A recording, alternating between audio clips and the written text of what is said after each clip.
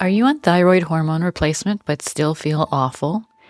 Or are your thyroid levels normal, yet you have classic symptoms? Do you feel like you've tried everything and don't know what to do next? Do you wonder how you can get to the true root causes of autoimmunity or functional hypothyroidism? Are you holding out for a natural way to resolve your symptoms? Well, you are in the right place. Welcome to the Heal Your Thyroid podcast. I'm Madeleine Lowry, a neural retraining specialist and founder of Twin Cities Neural Retraining and the 12-week self-paced thyroid stress solution program. I work with clients in virtual sessions to resolve the hidden sources of stress behind chronic health issues, including thyroid function. In this episode, I'm going to talk about another factor besides trauma that creates stress at a subconscious level and how it can set us up for chronic health issues, including low thyroid function and autoimmunity. In previous episodes, we explored the impact of unresolved sources of stress and how prolonged exposure to stress leads to the cell danger response and cellular hypothyroidism, which is essentially impaired uptake of thyroid hormone at the cellular level. And this is why we can continue to have thyroid symptoms even on thyroid hormone replacement. If you're finally ready to address your thyroid issues in a new way, a mind-body way, then this podcast is for you. I'm going to connect the dots for you so that you will understand the real reasons you still have thyroid problems despite everything you've tried and what you can do about it. Could neural retraining be your best next step to thyroid healing? Take our quiz at tcneuralretraining.solutions to find out. So you've heard me talk about trauma experiences and how they contribute to the hidden load of subconscious stress, keeping us in the stress response too much of the time. In this episode, I'm going to describe another pattern that adds to the subconscious stress load. The important concept in this episode is that mental patterns like worry and rumination can be significant contributors to low thyroid function. To understand why, let's do a quick review. Stress impacts thyroid function. You may have noticed that when you are stressed, your thyroid symptoms are worse. What is not often recognized is that there is a hidden accumulation of stress in the subconscious mind, and this can be the greater contributor to overall stress affecting your thyroid function. And this is stress you don't feel because we tend to habituate to the invisible stress that we carry at all times. So what I am saying is that there are two parts to the stress load acting on your thyroid function. The first is consciously known stress, and that is the stress related to your job, your home, your life, your responsibilities, your deadlines, unpaid bills, rush hour traffic, etc. And then there is the stress that you carry related to painful emotional events from the past, or what we call traumas. And as I've mentioned before, trauma leaves clues. One of those clues is repetitive negative thoughts and patterns of worry and rumination. Why is this important? Let's go back to Dr. Lissa Rankin's assertion that healthy people have about 50 stress responses in a day, on average, while those who are chronically ill can have a couple of hundred stress responses a day or even more. Remember that the subconscious mind is constantly processing data to determine whether we are safe or unsafe.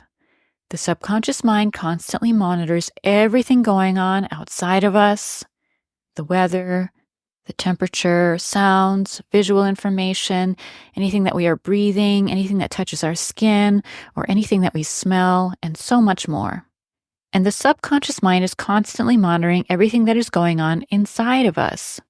And this includes things like hormone levels and what's in our stomach, what's going on in our gut, how tired we are, but it also includes everything that we are thinking and feeling.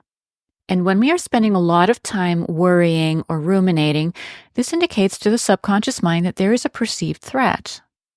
And the presence of a perceived threat means that we are unsafe. And that tells our limbic brain and our amygdala to put us in the stress response. Recall also that the stress response, otherwise known as the fight, flight, freeze response, inhibits all restorative functions of the body. This means that we stop digesting our food. We stop taking up nutrients. We stop healing wounds. We stop balancing hormones and all the other good stuff that keeps us alive. It also dysregulates our immune function. When I say dysregulation, I don't mean that the immune system is not working, but rather it is expending its resources on things that don't really matter, like sensitivities to the foods we eat or things in the air that we breathe, while missing the things that truly do matter, like lingering viruses, like pathogenic bacteria, like precancerous cells. If you are a person with chronic illness, including low thyroid function, it is essential that you spend as much time each day in the parasympathetic mode of the autonomic nervous system.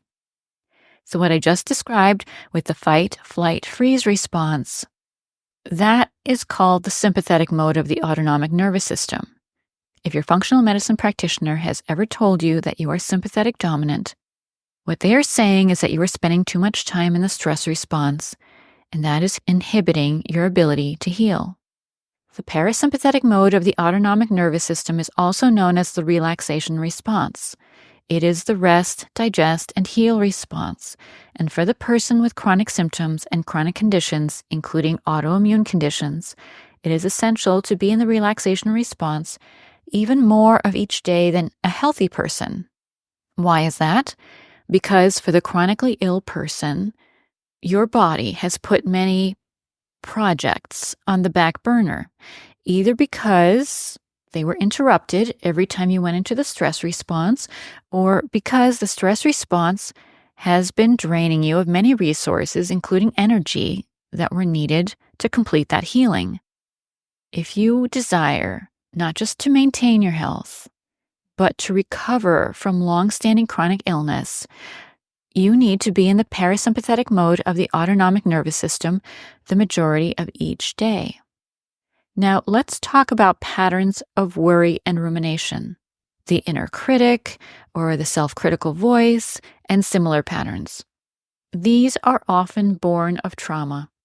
You do not need to know what traumas caused these patterns. All you need to know are what triggers these patterns for you. What are the things that put you into the worry mode? What kinds of situations do you find yourself ruminating over and asking yourself, did I say the right thing? Did I do the right thing? How could I have done that better?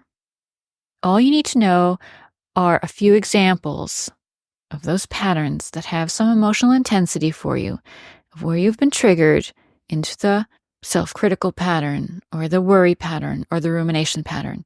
That is all we need to be able to work with resolving these patterns in advanced neural retraining sessions. Now, I want you to understand some of the most basic worry patterns that I see in my clients with chronic illness. These develop very naturally, and they are a very understandable response to the health challenges you faced. I've had them myself at one time, and I want you to see if you see yourself in some of these descriptions. Are you a person who worries over your symptoms whenever they get worse, when they change, or when there is a new symptom? Do you find that there is a lot of mental activity concerning your symptoms? Do you find that you are frequently symptom checking, even when the symptom isn't present? Do you find that your mind is going to that area to check if you are okay or not okay? Do you find yourself constantly researching new ways to address your health issues? Do you find yourself constantly worrying or questioning every decision that you make and its impact on your health, from what you wear to how much water you drink, if you are taking your meds or your supplements correctly, if you are eating the right things, not too much and not too often? I want you to understand that even if you got a 0 on the ACEs inventory, the Adverse Childhood Experiences inventory, that being a person with chronic illness is a sequence of traumatic events. You are, by definition, someone who has a significant trauma history, and that means that there is programming in your subconscious mind associated with those painful events.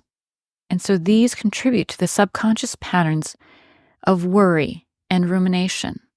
And we can start to break them down through neural retraining sessions and also through education. Because when you understand how your thought patterns are costing you your health or impairing your ability to recover, then you are more likely to take them seriously. And you are more likely to be more self-aware and to catch yourself when you start to worry and be willing to distract and refocus your attention. But I think you will agree that even if you decided to stop worrying today, to stop that negative inner voice, to stop ruminating, it would be hard to do so. It may feel impossible. You may have lived this way your entire life. And that is even more evidence of subconscious programming, right? Because when we have a conditioned behavior pattern, like worry or rumination that we cannot stop, that has a compulsive quality, it has roots in the subconscious mind. You see, trauma creates programming that is designed to keep us safe, to protect us from that traumatizing thing happening to us again. And that can include a kind of hypervigilance, which is what we are describing when we are talking about symptom checking and many compulsive thoughts about routine things in our day and how they might make us feel worse. All the things that we associate with having an impact on our health, particularly after having seen many doctors and many specialists and many practitioners and having been educated as to the detrimental effect of different foods in our diets, different kinds of exposures and toxins and the like. So in this episode, I hope that I have convinced you that worry and rumination patterns and inner critic patterns can be significant contributors to your hidden stress load. And these can be blocks to your ability to heal. I hope that I have inspired you to be more aware of your mental activity and to distract and refocus your attention where you can. Worry, of course, is not all bad. There is the kind of worry that leads to taking action or making a decision or avoiding a mistake or a disastrous situation. But the kind of worry that I am talking about here is the spinning of your wheels kind of worry. The kind of worry that goes on too much of the day and keeps us in the stress response. And I want to reassure you again that these patterns can be changed. They can be resolved through advanced neural retraining. If you would like to learn more about how to use your mind to heal your body, please refer to episode 71 of my podcast, Flourish with Neural Retraining. Thanks for listening. If you'd like to try advanced neural retraining for yourself, I invite you to join the Heal Your Thyroid, the Mind-Body Solution community on Facebook, where opportunities to join group introductory advanced neural retraining sessions are announced. If you like what you are hearing, please listen again and remember to subscribe to the podcast and leave us a review. Your review is the best way to raise awareness of this information, and I greatly appreciate each and every review.